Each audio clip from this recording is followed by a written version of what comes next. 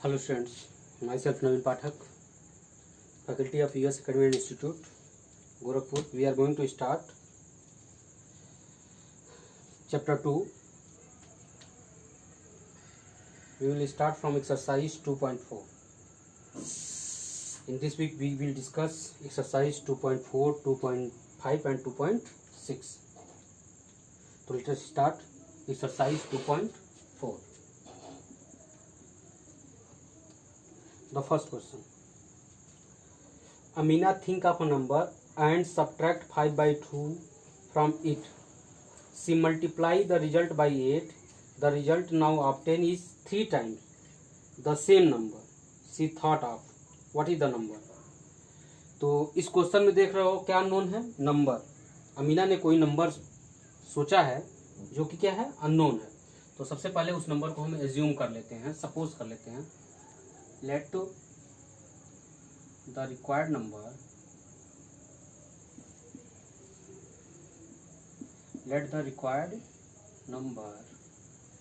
be x. अब देखो क्या कर रहा है, अमीना थिंक का number and subtract 5 by 2 from it. यानी नंबर में से 5/2 क्या कर रही है, सब्ट्रैक्ट कर रही है. 5 by 2 क्या कर रही है, सब्ट्रैक्ट कर रही है. तो when 5 by 2 is subtracted from the number,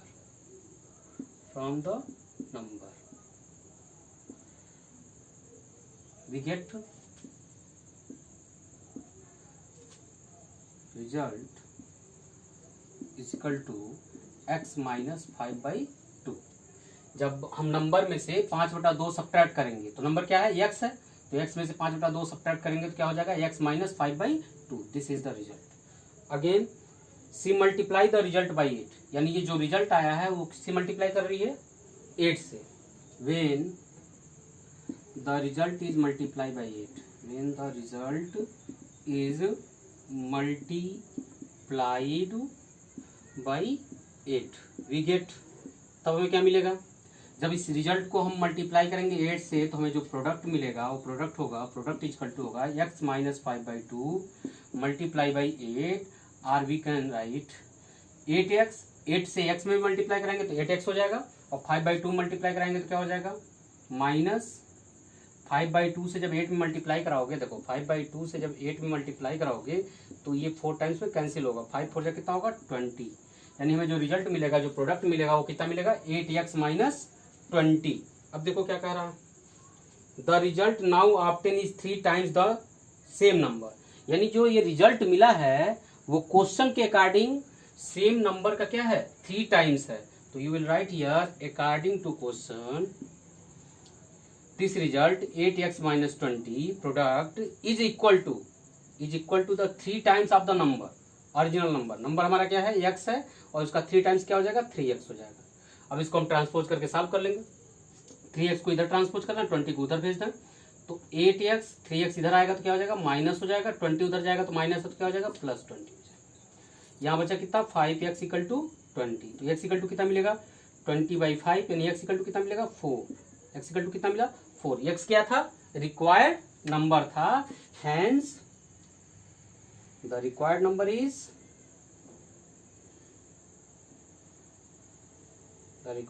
is 4. Got it? आगे देखते हैं. आगे देखिए क्वेश्चन नंबर सेकंड क्या कर रहा है. A positive number is 5 times the another number. कोई एक पॉजिटिव नंबर है जो किसी दूसरे नंबर से कितना टाइम्स है, 5 टाइम्स है.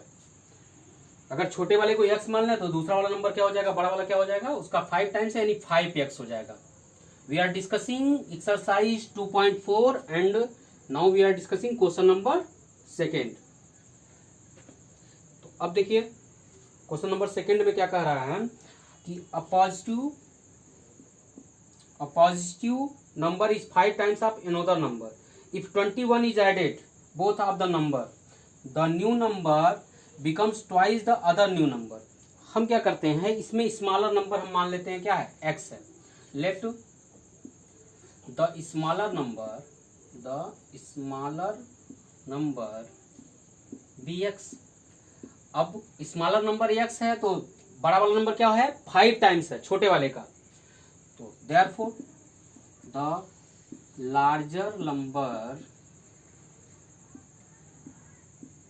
इक्वल टू क्या हो जाएगा 5 टाइम्स है, यानी 5x हो जाएगा।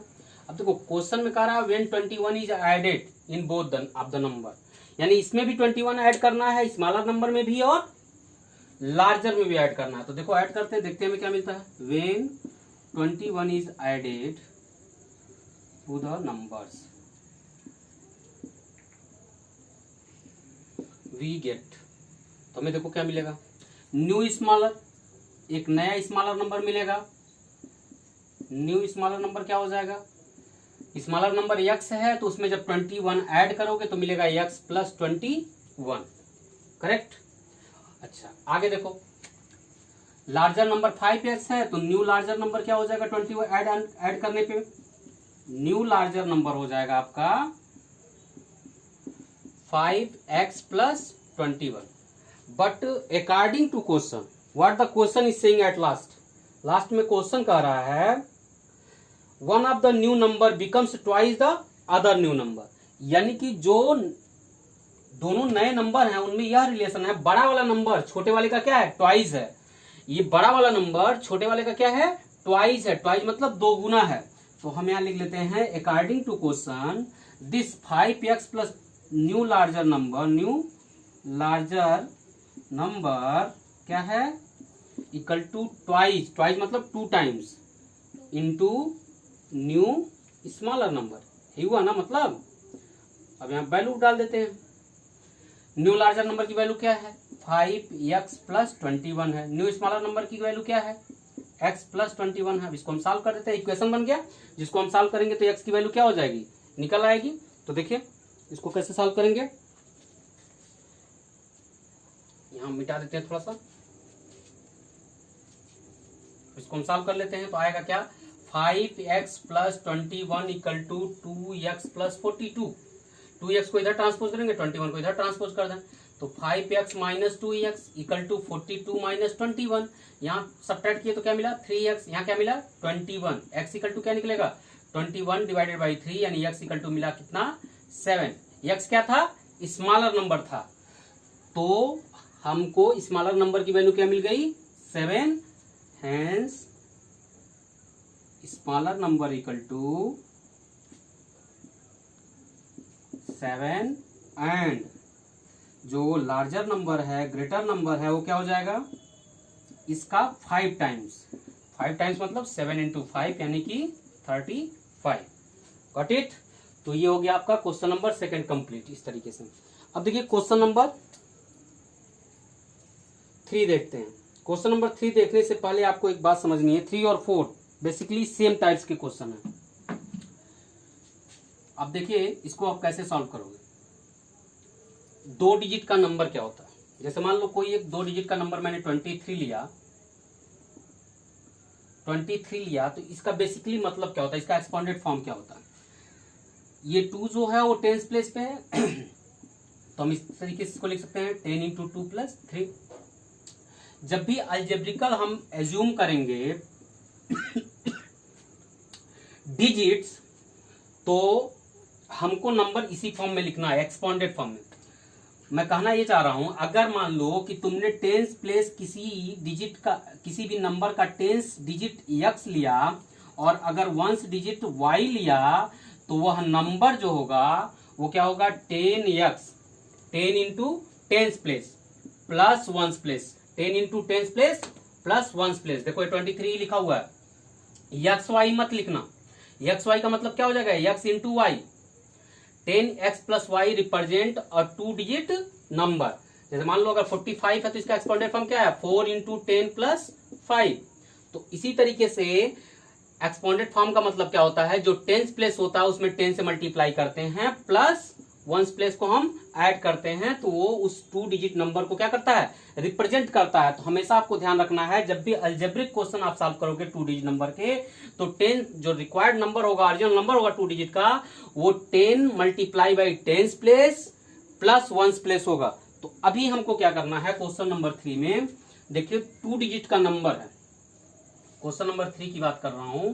क्वेश्चन नंबर 3 में क्या कर रहा है, the sum of digit of two number is 9। दो डिजिट्स का नंबर है जिन दोनों डिजिट का सम क्या है, 9 है।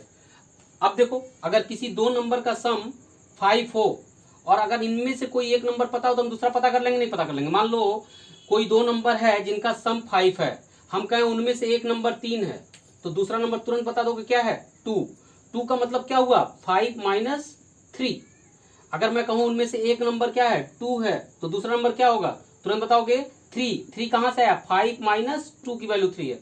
अगर उनमें से एक पहला नंबर 1 है तो दूसरा नंबर क्या होगा, 4। कैसे, 5 माइनस 1।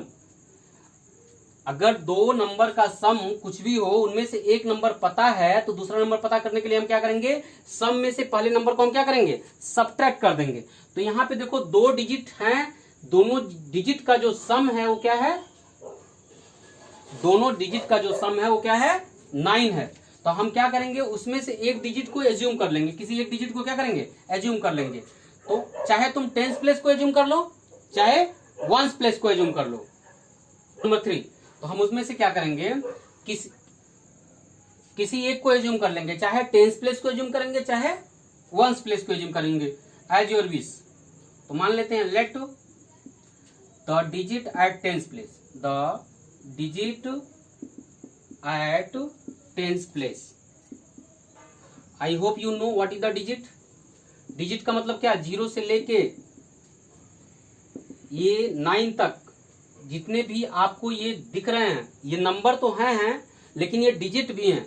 इन्हीं के हेल्प से जितने भी नंबर फॉर्म होते हैं सब इन्हीं 10 डिजिट से मिलकर बनते हैं। इन्हीं को हम डिजिट्स बोलते हैं। जैसे 23 है, 23 में 2 टेंस प्लेस की डिजिट है और 3 क्या है, वंस प्लेस की डिजिट है। तो इसी तरीके से हमें दोनों डिजिट तो पता नहीं है, नंबर की दोनों डिजिट नहीं पता है, ना तो टेंस प्लेस पता है ना तो वंस प्लेस पता है, लेकिन हमको पता है कि 2 डिजिट का नंबर है, यानी कि टेंस प्लेस होगा और वंस प्लेस होगा। अगर 3 डिजिट का नंबर रहता तो 100 प्लेस होता, टेंस प्लेस होता, वंस प्लेस होता, लेकिन 2 डिजिट का नंबर है तो इसमें 2 ही प्लेस होंगे, एक टेंस प्लेस और एक क्या, वंस प्लेस। तो उसमें से किसी एक डिजिट को हमें क्या करना होगा, एज्यूम करना होगा। तो हमने मान लिया let the digit at tens place be x, मैंने मान लिया टेंस प्लेस की डिजिट क्या है, एक्स है।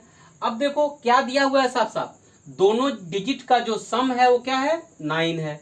यानी कि अभी हमने तुम्हें सिखाया कि अगर दो चीज का सम 9 है, दो चीज का सम 9 है और उसमें से एक यक्स है तो दूसरा क्या होगा, 9 माइनस यक्स होगा। भाई अगर मान लो उसमें से एक 1 है तो दूसरा 9 माइनस 1 यानी 8 होगा। अगर एक उसमें से एक 2 है तो 9 माइनस 2 यानी दूसरा क्या होगा, 7 होगा। अगर 1 है तो ये 8 होगा, 1 और 8 दोनों जुट के क्या होगा, 9 होगा। 8 कहां से आया, 9 माइनस 1 करने से आया।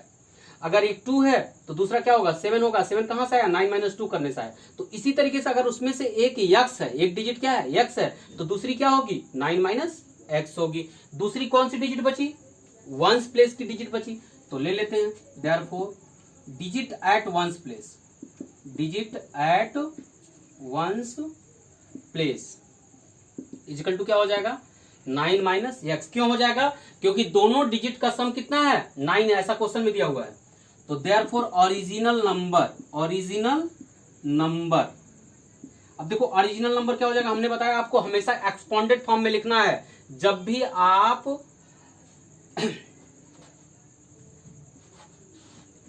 इक्वेशन रिलेटेड क्वेश्चन को सॉल्व कर रहे होंगे उसमें हमेशा जो भी ओरिजिनल नंबर 2 डिजिट का लिखना है या 3 डिजिट का लिखना है, एक्सपोंडेड फॉर्म में लिखना है। एक्सपोंडेड फॉर्म का मतलब 10 into tens place. What is the tens place, tens place is the x, 10 into x plus ones place. What is the one place, 9 minus x. तो it becomes 10x plus 9 minus x. This is the original number. अब देखो ये क्या है, tens place की digit है, this is 1 digit and this is 1 digit. ठीक है, 10 क्या है, 10 प्लेस वैल्यू है इस डिजिट की। आगे बढ़ते हैं, आगे कह रहा है when we interchange the digits. Interchange the digit means अगर 23 है तो इंटरचेंज करेंगे तो 32 हो जाएगा। मतलब टेंस प्लेस को वंस प्लेस पे लाना और वंस प्लेस को टेंस प्लेस पे ले जाना, यही इंटरचेंज ऑफ द डिजिट्स होता है। यानी हम आपके इस 9 माइनस एक्स को क्या कर दिए, टेंस प्लेस पे ला दिए और एक्स को क्या कर दिए, वंस प्लेस पे चले गए। तो when the digits are interchange, digits are interchanged we get. तो देखो हमें क्या मिलेगा, हमें जो न्यू 2 डिजिट नंबर मिलेगा, न्यू 2 डिजिट नंबर, वो क्या मिलेगा, वो हमें मिलेगा। अब देखो 10 into what is at 10th place, now at the 10th place 9 minus x. अब जो 10th प्लेस की डिजिट हो गई वो क्या हो गई, 9 माइनस एक्स। क्यों, क्योंकि ये 1st प्लेस पे थी, तो जब इंटरचेंज करेंगे तो ये कौन से प्लेस पे आ जाएगी, 10th प्लेस पे आ जाएगी। तो हम इसमें 9 माइनस एक्स से मल्टीप्लाई कराएंगे 10 से, प्लस अब 1st प्लेस पे कौन चली गई, डिजिट एक्स, तो यहाँ पे क्या हो जाएगा एक्स। अब देखो अब आगे क्या कह रहा है, the new number, the resulting new number is greater than the original number by 27। यानी यह जो न्यू नंबर है ये इस ओरिजिनल नंबर से कितना ज्यादा है, 27 ज्यादा है। अब जैसे मान लो अगर मैं कहूं जो 7 है 5 से 2 ज्यादा है, तो ये दोनों इक्वल कब होंगे, जब 5 में हम 2 ऐड कर दें। यानी जो छोटा है उसमें हम क्या करें, ऐड कर दें। तो छोटा कौन है, ओरिजिनल नंबर। किससे छोटा है, न्यू नंबर से। तो इन दोनों को इक्वल करने के लिए हम क्या करेंगे, छोटे वाले में जितना ये छोटा उतना जोड़ देंगे। तो यहां लिखेंगे अकॉर्डिंग टू क्वेश्चन, यहां हम इसको मिटा देते हैं, यहां लिखते हैं अकॉर्डिंग टू क्वेश्चन। जो बड़ा वाला नंबर है वो क्या है, 10 into 9 minus x plus x, और जो छोटा वाला नंबर है वो कितना है, 10 into x plus 9 minus x. अब इसमें हम क्या जोड़ दें, इसमें हम ऐड कर दें 27, then it becomes equal, because this is the 27 greater than this. तो अब हम क्या करते हैं, इसमें 27 ऐड कर देते हैं, दोनों क्या हो जाएंगे, इक्वल हो जाएंगे। अब देखो इसको सॉल्व कर देते हैं। अब एक सिंपल सा एक इक्वेशन बन गया, जहां से हमें एक्स की वैल्यू निकल जाएगी, 10 9 जा 90, 10 में एक्स का मल्टीप्लाई किया तो माइनस 10x हो गया, plus x is equal to, अब देखो ये 10x plus 9 minus x plus 27। अब देखो 10x में से एक x निकाल दोगे तो कितना बचेगा, 9x बचेगा, और 9 में 27 ऐड करोगे तो कितना होगा, 36 होगा। ठीक है, इधर देखो क्या हुआ, ये 90 हुआ और ये कितना हुआ, माइनस 9x हुआ। अब क्या करते हैं, 9x को इधर बुला लेते हैं, 90 को उधर भेज देते हैं, तो minus 9x minus 9x, minus 9x यहाँ ऑलरेडी था और ये प्लस में था, इधर बुलाया तो क्या हो गया, माइनस हो गया। 36 यहाँ ऑलरेडी था, इस 90 को इधर भेजे, प्लस में है, उधर गया तो क्या हो गया, माइनस 90 हो गया।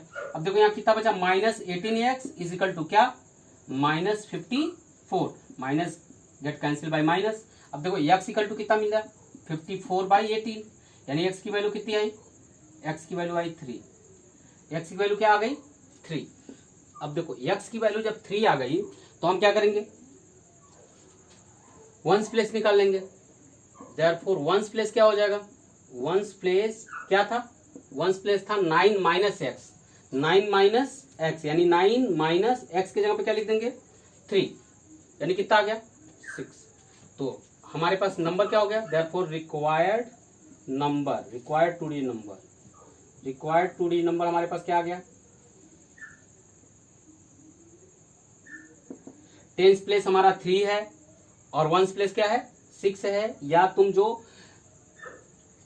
लिखे थे, क्या लिखे थे number, 10x plus 9 minus x, इस फॉर्म में भी रखोगे 36 आएगा। देखो 10 इंटू 3 प्लस 9 माइनस 3 कितना आया 30, और 9 माइनस 3 कितना हुआ 6, दोनों को ऐड करोगे कितना आ गया 36। वैसे हम डायरेक्ट भी लिख सकते हैं क्योंकि हमें 10th प्लेस पता चल गया 3 और 1st प्लेस पता चल गया 6, तो नंबर हमारा क्या हो जाएगा 36। तो इसी तरीके से आप क्वेश्चन नंबर 4 भी कर लोगे। अब देखिए क्वेश्चन नंबर 6, क्वेश्चन नंबर 6 में क्या कह रहा है, there is a narrow rectangular plot reserved for a school in Mahuli village, the length and breadth of the plot are in the ratio 11:4, at the rate 100 per metre, it will be cost village panchayat 75,000 to fence the plot, what are the dimensions of the plot.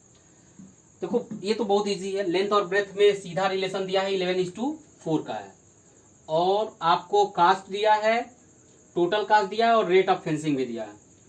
देखो जब भी total cast दिया है और rate of fencing दिया है तो हम उससे क्या निकाल लेंगे, पैरीमीटर निकाल लेंगे। मान लो मैं कहूं कि 10 रुपया पर मीटर के हिसाब से कोई दीवार तैयार की जा रही है, ₹10 पर मीटर के हिसाब से कोई दीवार तैयार की जा रही है, तो अगर 100 रुपया खर्च हुआ तो कितनी लंबी दीवार तैयार हुई?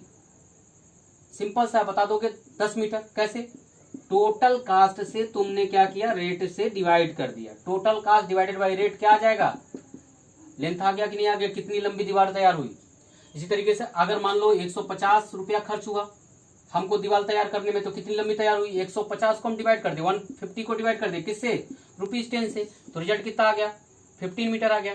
तो इसी तरीके से जो टोटल कास्ट दिया है फेंसिंग का, अगर मैं उसको टोटल कास्ट को रेट से डिवाइड करूंगा तो तुरंत लेंथ ऑफ फेंस निकल जाएगा, यानी कि पेरीमीटर निकल जाएगा। उस फील्ड का क्या निकल जाएगा? पेरीमीटर निकल जाएगा। तो सबसे पहले हम क्या करते हैं, लेंथ और ब्रेथ में जो रिलेशन है उसी रिलेशन में एज्यूम कर लेते हैं। मान लेते हैं let the length of rectangular plot be 11x, क्योंकि 11:4 का रिलेशन है। तो अगर लेंथ 11x हो जाएगा तो तुरंत ब्रेथ कितना हो जाएगा? 4x हो जाएगा। तो देयरफॉर ब्रेथ कितना हो जाएगा? देयरफॉर ब्रेथ हो जाएगा आपका 4x। अब देखो, अभी हमें क्या निकालना है? Fence, length of fence. Length of fence का मतलब पेरीमीटर, तो हम इसका पेरीमीटर तुरंत निकाल लेते हैं। Therefore perimeter of the plot, perimeter of the plot क्या हो जाएगा? 2 इंटू लेंथ प्लस ब्रेथ होता है, यही तो होता है पेरीमीटर। तो 2 into what is the length? 11x plus 4x, कितना हो जाएगा? 2 इंटू 15x, यानी कितना हो गया? 30x। ये हमारा पेरीमीटर आ गया प्लॉट का। अब देखो, अभी हम क्या करते हैं, लेंथ ऑफ फेंस तो निकाल लेंगे। अब यहां लिखो since rate of fencing, rate of fencing equal to कितना दिया हुआ है? दिया हुआ है आपका रेट, दिया हुआ है आपका, देखिए क्वेश्चन में क्या दिया है? रेट आपका दिया 100 पर मीटर और 75,000 टोटल खर्च हुआ है। रेट ऑफ फेंसिंग है 100 rupees per metre and total cast क्या है? Total cast of fencing, total cast आपका है 75,000। अब क्या हो जाएगा? देयरफॉर, उसके बाद क्या निकाल लेंगे हम? Therefore perimeter. अब यहां से पेरीमीटर क्या हो जाएगा? पेरीमीटर का मतलब लेंथ ऑफ फेंस। कैसे निकलेगा? टोटल कास्ट को हम रेट से डिवाइड कर दें। 75,000 इज डिवाइडेड बाई 100, कितना आ गया? 750 मीटर। हमारे एजुप्शन के अकॉर्डिंग पेरीमीटर कितना है? 30x है, लेकिन जो हमें दिया हुआ है क्वेश्चन में इंफॉर्मेशन, उसके हिसाब से पेरीमीटर कितना है? 750 मीटर है। तो हम क्या करेंगे? This perimeter should be equal to this perimeter, तो हम लिख लेंगे अकॉर्डिंग टू क्वेश्चन। देखिए according to question, according to question क्या हो जाएगा? 30x should be equal to किसके? 750। x कितना आ जाएगा? 750 डिवाइडेड बाई 30, 0 से 0 कैंसिल। x की वैल्यू कितनी आ गई? 25। x क्या था? What is the x? x कुछ भी नहीं था, 11x हमारा क्या है? रेक्टेंगुलर प्लॉट की लेंथ है। तो हेंस लेंथ कितना हो जाएगा? लेंथ निकल जाएगा 11x का मतलब है 11 मल्टीप्लाई बाई 25। तो 11 5 जा 55, 11 2 जा 22 एंड 5 कितना हो गया? 27 मीटर। लेंथ कितनी है उस प्लॉट की? 275 मीटर एंड ब्रेथ कितनी निकल जाएगी? ब्रेथ उसी तरीके से 4x है, यानी 4 इंटू 25 हो जाएगा, यानी 100 मीटर। लेंथ और ब्रेथ हमें निकालना था, हमने क्या किया? निकाल लिया उस प्लॉट का। ठीक है, व्हाट आर डायमेंशन? डायमेंशन मतलब वही लेंथ एंड ब्रेथ हमें फाइंड करना है। अब देखिए क्वेश्चन नंबर 8 पे हम आते हैं। जितने क्वेश्चन मैं बीच में छोड़ रहा हूँ सारे आपको खुद से लगाने हैं, और ये क्वेश्चन भी खुद से लगाने हैं, जिसको मैं यहाँ पे आपको समझा रहा हूँ। आगे देखें, ये कौन सा क्वेश्चन था? Question number 6। अब हम लोग देखने जा रहे हैं क्वेश्चन नंबर 8। क्वेश्चन नंबर 8 में क्या कह रहा है? Half of a herd of deer are grazing in the field and 3/4 of the remaining are playing near by, the rest 9 are drinking water from the pond, find the number of deer in the herd. किसी हिरन के झुंड में कुछ number of Heron's हैं जो हमें नहीं पता, कितने हैं ये नहीं पता है, लेकिन ये पता है कि जितने जो खेल रहे हैं, नजदीक में जो खेल रहे हैं वो कितने हैं? 3/4 of the remaining are playing near by, half of herd are grazing. पहली बात, आधा क्या कर रहे हैं? वहीं कहीं ग्रेज कर रहे हैं, चर रहे हैं। उसके बाद एंड 3/4 ऑफ द रिमेनिंग, जो बचे हैं उनका 3/4 क्या कर रहे हैं, खेल रहे हैं। और उसके बाद जो बचे वो कितने हैं, सिर्फ 9 है जो पानी पी रहे हैं। तो सबसे पहले हम मान लेते हैं कि उसमें जो डियर की संख्या है वो क्या है, x है। Let the number of deers in the herd be x। मान लिया कि उसमें डियरों की संख्या कितनी है, x है। तो अब देखो, अगर मान लो डियर की संख्या 40 होती तो कितने ग्रेजिंग कर रहे हैं, आधे। आधे का मतलब क्या हो गया, डिवाइडेड बाई 2 यानी 20 क्या कर रहे हैं, ग्रेजिंग कर रहे हैं। तो इसी तरीके से अगर x संख्या है तो कितने ग्रेजिंग कर रहे हैं, x/2। तो therefore number of deers are grazing, number of deers are grazing कितने हैं, आधे यानी x/2। तो बचे कितने, आधे ही बचे, यानी बचे कितने, x/2 ही बचे। तो अब कितने खेल रहे हैं, 3/4 ऑफ रिमेनिंग, 3/4 ऑफ रिमेनिंग कितने हैं, x/2। क्योंकि अगर आधे खेल रहे हैं तो आधे बचे, आधे अगर ग्रेज कर रहे हैं तो आधे बचे हुए हैं, आधे अगर ग्रेज कर रहे हैं तो आधे क्या हुए हैं, बचे हुए हैं। तो उसके 3/4 क्या कर रहे हैं, वहीं कहीं खेल रहे हैं। तो हैं therefore number of deers are playing near by, number of deers are playing near by. कितने हो जाएंगे भाई, 3/4 ऑफ रिमेनिंग। अब मेरी बात को ध्यान समझो, 3/4 ऑफ का मतलब क्या हो गया, इंटू रिमेनिंग कितने हैं, अगर x/2 ग्रेज कर रहे हैं तो x/2 ही बचे हैं, यानी कि 3x/8 क्या कर रहे हैं, खेल रहे हैं, रेस्ट 9। अब आधे में से 3x/8 क्या कर रहे हैं, खेल रहे हैं। अब कितने बचे, अगर मान लो 20 बचे थे, अगर उसमें से 15 खेल रहे हैं तो अब कितने बचे, यानी जितना जो स्टार्टिंग में बचे थे उसमें से जितने खेल रहे हैं उसको माइनस कर दें तो पता चल जाएगा अब कितने बचे फाइनली। तो लिखेंगे क्या, rest number of dears, rest number of dear कितने भाई, रेस्ट नंबर ऑफ डियर आधे बचे थे, आधे में से 3x/8 क्या कर रहे हैं, खेल रहे हैं। तो आधे में से हम 3x/8 जो खेल रहे हैं उनको माइनस कर देंगे, एलसीएम लेंगे तो कितना होगा 8, इससे इसको डिवाइड करेंगे हो गया 4x - 3x, कितने बचे x/8, यानी अभी जो बचे हैं वो x/8 हैं। और जो रेस्ट बचे हुए क्या कर रहे हैं, पी रहे हैं पानी, ड्रिंकिंग, यानी कि x/8 जो है वो किसके इक्वल होंगे, 9 के, क्योंकि साफ साफ क्लियर क्वेश्चन में दिया है कि रेस्ट 9 आर ड्रिंकिंग, यानी कि according to question x/8 should be equal to what, 9।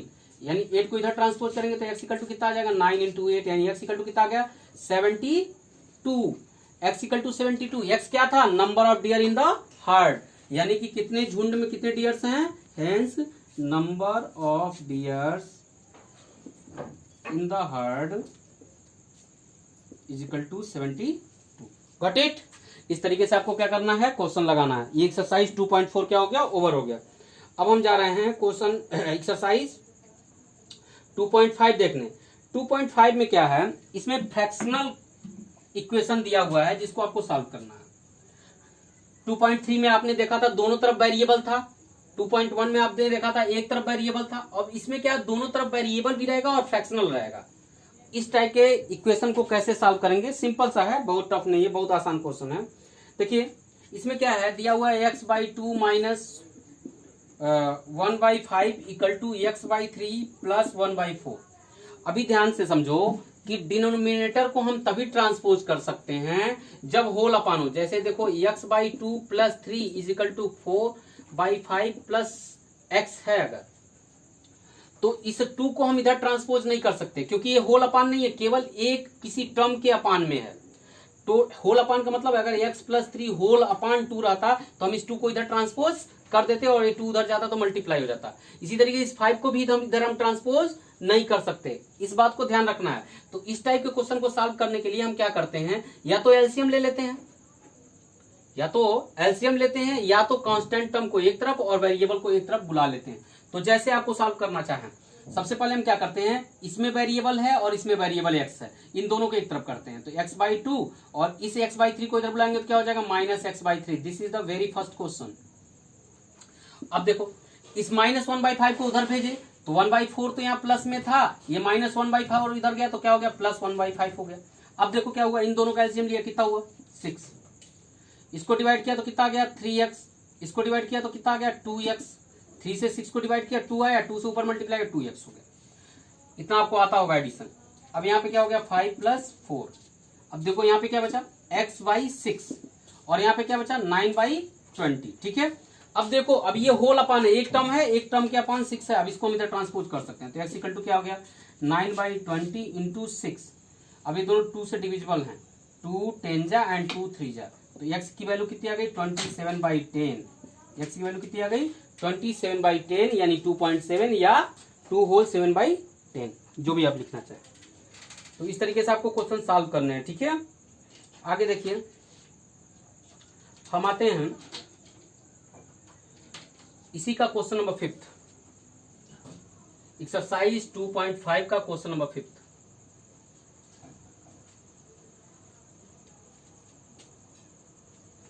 Question number 5 क्या है 3t - 2 अपान 4 माइनस 2t + 3 अपान 3 = 2/3 - t। ठीक है, दिस इज द क्वेश्चन 5। अब देखो यही हम लोग डिस्कस करने जा रहे हैं क्वेश्चन नंबर 5। अब क्वेश्चन नंबर 5 क्या है देखो ध्यान से, देखो इसमें भी t है, इस टर्म में भी t है, इस टर्म में भी t है, इसमें भी t है, इधर t। तो हम क्या करें सिंपल सा इस t को इधर बुला लेते हैं, बुला लेंगे तो देखो क्या होगा 3t - 2 अपान 4 माइनस 2t + 3 अपान 3 और ये -t इधर आएगा तो क्या हो जाएगा +t = इधर क्या बचा 2/3। ठीक है, अब देखो सबके नीचे डिनोमिनेटर अलग अलग है, सब टर्म अलग अलग है, तो हम इस 4 को भी नहीं उधर ट्रांसपोज कर सकते, इस 3 को भी नहीं ट्रांसपोज कर सकते, हमें होल अपान में कुछ रहता तो ट्रांसपोज कर लेते। तो हम क्या करते हैं अब यहाँ एलसीएम लेना सबका, एलसीएम लिया तो क्या आ गया 12 आ गया, इधर क्या है 2/3। 4 से 12 को डिवाइड किया 3 आया, 3 से इन दोनों में मल्टीप्लाई होगा, ध्यान रखना, क्योंकि 4 का न्यूमरेटर क्या है 3t - 2 है, यानी 3t - 2 में किससे मल्टीप्लाई होना है 3 से। क्यों, क्योंकि 4 से 12 को डिवाइड करने पे 3 आ रहा है, तो 3 3 जा क्या हो गया 9t और माइनस कितना आया 3 2 जा 6। ये बात को ध्यान रखना। अच्छा एक बात याद रखो, ये माइनस था तो ये माइनस लगा दिए, जब माइनस के बाद बाइनोमियल टर्म आता है तो हम ब्रैकेट में लिखते हैं। ठीक है, क्योंकि ये माइनस इन बाइनोमियल टर्म के साइन पे फर्क डालेगा। अब इस 3 से इसको डिवाइड किए तो क्या है 4, 4 से इसमें मल्टीप्लाई किए तो हो गया 8t और 4 से इसमें मल्टीप्लाई किया तो हो गया 12 और प्लस 1 से डिवाइड करोगे 12 ही आएगा 12, तो ये हो जाएगा 12t। अब इस 12 को इधर ट्रांसपोज कर सकते हैं सिंपल सा, तो अभी हम इसको करते हैं तो क्या आ जाएगा 9t - 6, इस माइनस की वजह से हो जाएगा -8t और ये +12 है तो ये भी हो जाएगा -12 + 12t = अब देखो इस 12 को मैंने इधर ट्रांसपोज कर दिया तो 2/3 इंटू क्या हो जाएगा 12, 3 4 जा। अब देखो सिंपल सा 9t 8t और 12t को एक साथ लेते हैं तो ये हो गया 9t - 8t + 12t। ठीक है, इतनी बात समझ आ गई। अब देखो -6 और -12 को उधर ट्रांसपोज कर देते हैं, ये 4 2 जा कितना हो गया 8 हो गया, अब -6 इधर आया तो क्या हो गया +6 हो गया, -12 इधर आया तो क्या हो गया +12 हो गया। ठीक है, इतनी बात समझ आई। अब देखो 9t में से 8t गया कितना बचा 1t, 1t का मतलब +t, अब यहाँ +12t = इधर देखो कितना हुआ 8 6 14 एंड 12 26, यहाँ कितना हुआ 13t = 26, यानी t = कितना निकल जाएगा 26 / 13, यानी t = कितना निकल गया 2। t की वैल्यू हमें निकालनी थी, निकल गई। इस तरीके से हम क्वेश्चन को क्या करेंगे सॉल्व करेंगे। ठीक है, अब देखो क्वेश्चन नंबर हम 9 तुम्हें एक बता देते हैं, ये अब तुम सारा क्वेश्चन लगा लोगे लेकिन देख लो क्वेश्चन नंबर 9।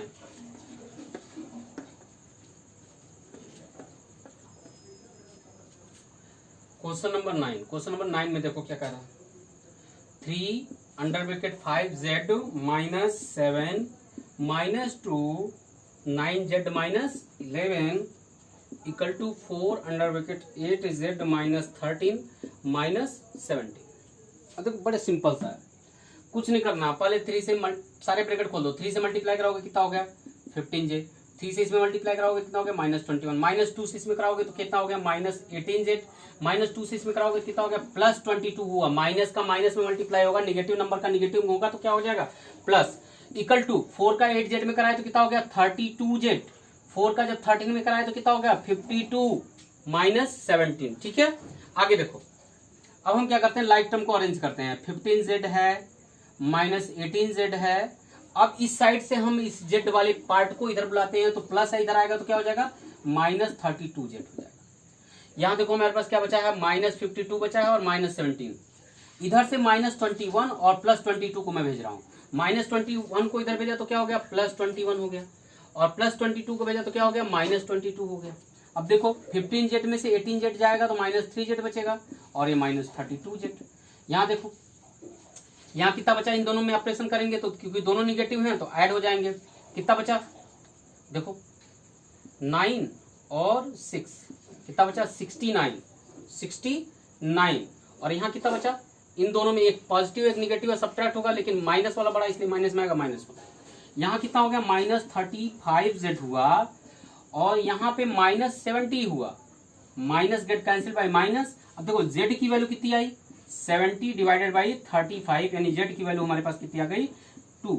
इसी तरीके से आप सारे क्वेश्चन एक्सरसाइज 2.5 के क्या करोगे सॉल्व कर लोगे। डेसिमल देख के घबराना मत, डेसिमल से जैसे मल्टीप्लीकेशन होता है वैसे ही मल्टीप्लाई कराओगे। ठीक है, अब आ जाओ एक्सरसाइज 2.6 में, जो पढ़ चुके हो बस वही चीज है, रिपीट करना है, बस एक्सरसाइजेस ज्यादा दिए हुए हैं, कुछ है नहीं, सेम चीज है।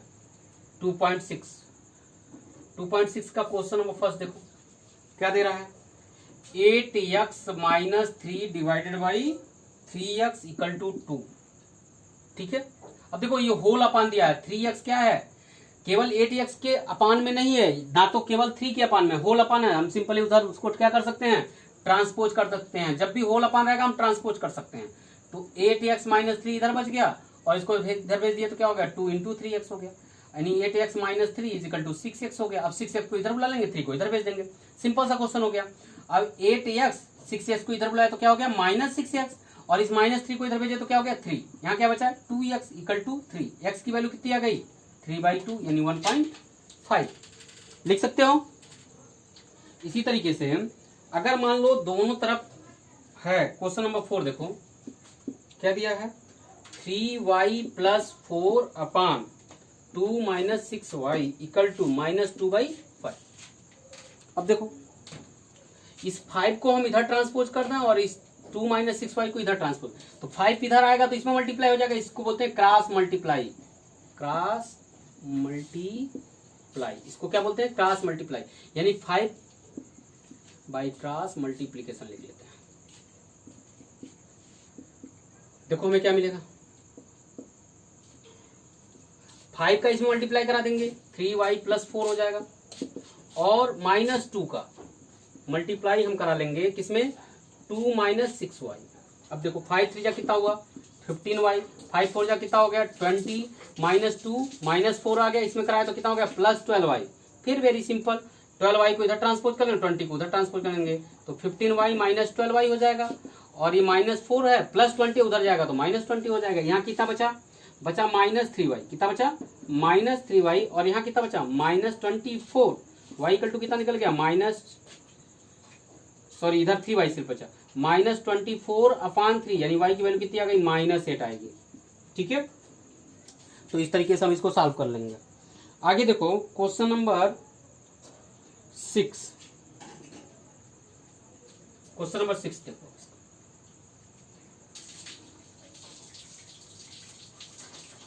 क्वेश्चन नंबर 6 क्या कर रहा है, the ages of Hari and Harry are in ratio 5:7। जब भी रेशियो में रहे तो उसी रेशियो में हमें एज्यूम करना होता है। तो मान लेते हैं let the present age of Hari be 5 year, 5:7 का रेशियो है, दोनों में से जो रेशियो में दिया है एज उसी रेशियो में एज्यूम कर लेंगे। Let the present age of Hari be x, then present age of Harry, present age of Harry क्या हो जाएगा 7x हो जाएगा, क्योंकि रेशियो क्या है 5:7 का है। अब देखो क्या कर रहा है, बहुत सिंपल सा क्वेश्चन कर रहा है, 4 years फ्रॉम नाउ यानी कि 5 साल बाद, यहाँ लिख लेते हैं ना, आफ्टर 4 years, आफ्टर 4 years क्या हो जाएगा इन दोनों की एज हमारे अनुसार, अपने अनुसार क्या हो जाएगा। अभी वो 5x का है तो 50 साल बाद क्या हो जाएगा 5x + 4 का हो जाएगा, तो क्या हो जाएगा एज ऑफ हरी क्या हो जाएगा 5x + 4 और एज ऑफ हैरी क्या हो जाएगा, एज ऑफ हैरी क्या हो जाएगा 7x + 4। ठीक है, अब देखो दोनों का रेशियो दे रखा है, 4 साल बाद के एज का रेशियो दे रखता है, तो हम क्या करते हैं रेशियो निकाल लेते हैं यहाँ पे। तो therefore ratio of their age, ratio of ages क्या हो जाएगा भाई 5x + 4 = 7x + 4। लेकिन क्वेश्चन में जो रेशियो दिया है उसको देखो, क्वेश्चन में जो रेशियो दिया है वो दिया है 3:4 का, यानी कि 5x + 4 = 7x + 4 जो है वो किसके बराबर है 3:4 के बराबर है। या हम इसको कह सकते हैं 5x + 4 अपान से 7x + 4 किसके बराबर है 3/4 के। अब क्रॉस मल्टीप्लाई कर दें, बाई क्रॉस मल्टीप्लीकेशन क्या मिलेगा, हमें मिलेगा 4 × 5x + 4 एंड 3 × 7x + 4 कितना आ जाएगा 20x + 16, 4 से इन दोनों मल्टीप्लाई होगा, 3 से भी दोनों मल्टीप्लाई होगा 21x + 12। अब हम इधर ट्रांसपोज कर देंगे तो 20x - 21x = 12 - 16 बचा कितना -x = -4, minus get cancel by minus, यानी x = कितना आ गया 4, x = हमारे पास आ गया 4। ठीक है, अब x की वैल्यू 4 आ गई तो हरी की प्रेजेंट एज कितनी हो गई, लिख लेते हैं यहाँ पे, हेंस प्रेजेंट एज ऑफ हरी कितनी हो गई 5x यानी कि 5 × 4 यानी कि 20 years। ठीक है, इतनी बात समझ आ गई। And present age of Harry, present age of Harry कितनी निकल गई 7x यानी कि 7 × 4 28 years। ठीक है, तो इस तरीके से आप पूरे एक्सरसाइज को, पूरे चैप्टर को कंप्लीट कर लोगे इस वीक में 2.6 तक। इसी के साथ आपका चैप्टर भी क्या हो जाता है खत्म हो जाता है। ठीक है, आई hope you understood, thank you.